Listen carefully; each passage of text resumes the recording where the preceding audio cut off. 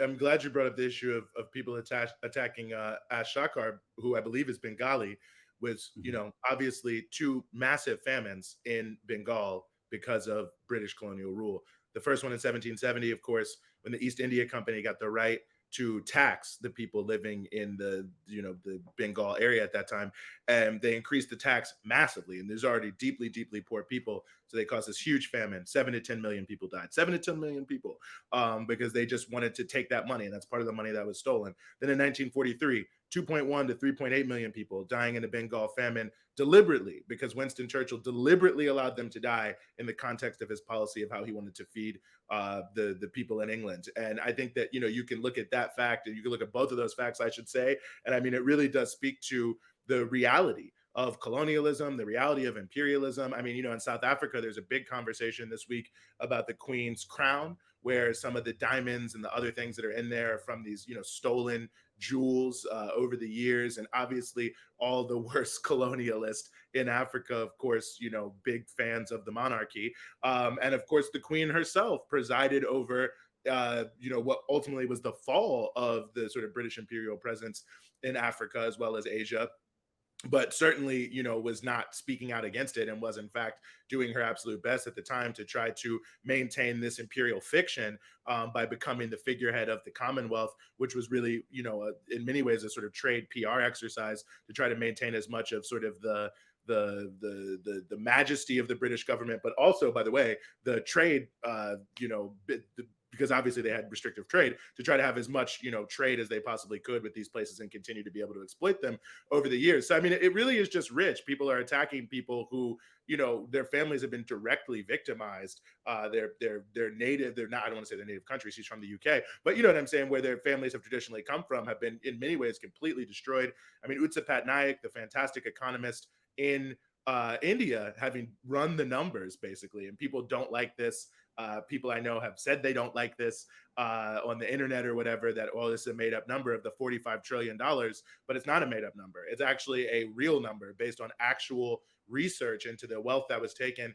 And the thing I love about her study, she puts 5% compounding interest on there, because that's how it works, when you just are doing things with money like that. But and the point she makes, and there's a good argument she does in Live Mint, which is a Indian news site from 2018, where she says, just think about the wealth that's taken and what could have been done with that wealth, and how it could have potentially changed the course of Indian history in so many different ways. And I think that's absolutely critical. And we just have to say, I think it's interesting to see the just total absence of everyone who is always saying, oh, it's good to go on Tucker Carlson to promote our causes from the left because he has this huge atmosphere. And he comes out with this. All of India now is irate with today, because he comes out with this extremely racist segment about how Indians have never produced anything, how the British built everything good in India, how these people should be grateful. I mean, it's at such a level of ignorance. And he also said the same thing about Africans. It's at such a level of ignorance about just India itself, quite frankly, and what's happened since 1947, it can only be considered racist. In the real world, the one that we live in, strong countries dominate weak countries, and that trend shows no sign of changing. The very least you can say about the English is that they took their colonial responsibilities seriously. They didn't just take things, they added. When the US government withdrew from Afghanistan after 20 years, we left behind airstrips, shipping containers, and guns. When the British pulled out of India, they left behind an entire civilization, a language, a legal system, schools, churches, and public buildings, all of which are still in use today. Here's the train station the English built in Bombay, for example. There's nothing like that in Washington, D.C. right now, much less in Kabul or Baghdad. Today, India is far more powerful than the UK, the nation that once ruled it, and yet after 75 years of independence, has that country produced a single building as beautiful as the Bombay train station that the British colonialists built? No, sadly, it has not. Not one. So despite what they may be claiming on Twitter tonight, the British Empire was more than just genocide. In fact, the British did not commit genocide, except arguably against the Dutch during the Boer War. The British did give the world the Magna Carta, and habeas corpus, and free speech. They helped end the transatlantic slave trade, as well as the ritual murder of widows in India. The British Empire spread Protestant Christianity to the entire world. It published some of the greatest literature ever written, and produced the finest manufactured goods ever made anywhere at any time, including now. It was an impressive place run by impressive people. We will see many empires going forward, but we will never see one so benign. I mean, anyone who's saying now Indians and Africans should be grateful for what British colonialism did to them is a racist. And I just think it's interesting that, you know, there's this whole conversation about, you know, on the left, should people go on Tucker? Should they not go on Tucker? I don't really want to get into that. People can do whatever they want in terms of going on and going out. But if you're going to go on a show with someone who is just egregiously racist, and there's a huge international conversation about the racism and the genocide and the famines and the ongoing occupation of Northern Ireland, you know, half the people who died in the Troubles in Ireland were civilians, half of them, you know, so it's not like it was just, you know, they were just killing, you know, people who were fighting. No, they were killing a lot of civilians.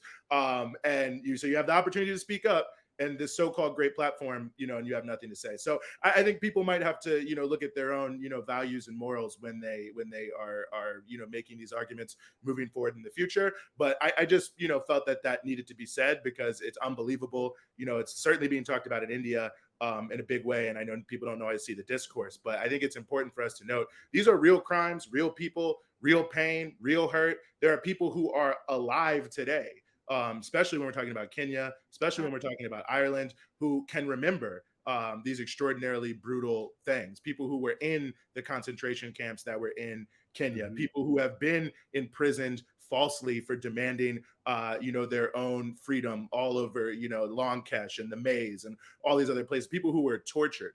You know, the IRA, when you would join the IRA in the 70s and the 80s, they would actually torture you. And you know why? Because they knew the British were guaranteed to torture any prisoner who they brought in for fighting for Irish liberation. Didn't matter if you were with the IRA. So they knew you had to be prepared to be. You're saying the IRA would torture people? Yeah, because they wanted people to be prepared because they knew that they would be tortured. So, I mean, this is so-called, you know, truth, justice, democracy or whatever. That's the mentality, you know, of these individuals. It's the mentality of the British state. That's the and again, all of it done in the name of the Queen under her ostensible authority. She has the right to approve every single bill. I mean, obviously it's all worked out in a way so that she doesn't play like a huge role in the context of what goes on with the government in the UK, but she does play a role and does play an important role in legitimizing all these things. And I think it's super crucial. And I see the super chat and I appreciate that. And I also appreciate Will bringing that out. Pakistan, of course, also brutally victimized. You know, and here we are again being sidelined because whatever, some billionaire died.